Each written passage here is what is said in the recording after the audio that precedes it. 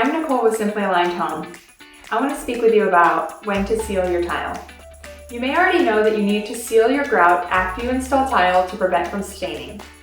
But did you know that if you're working with a natural stone tile like marble or basalt, you need to seal it before and after you grout to prevent from staining. Ideally, it would be nice to be able to seal the tile before you even install it to prevent staining from mortar as well. When you're working with a natural stone tile, you need to use a penetrating sealer, one that gets below the surface. I actually used an enriching sealer on this one, so it brought out the really natural dark beauty of it. There are many different types of sealer, so be sure to follow the instructions provided with your sealer when sealing your tile. Sealing your natural stone tile will both help you remove that grout haze and will prevent the tile from becoming stained by your grout, especially when you're using a high contrast grout color.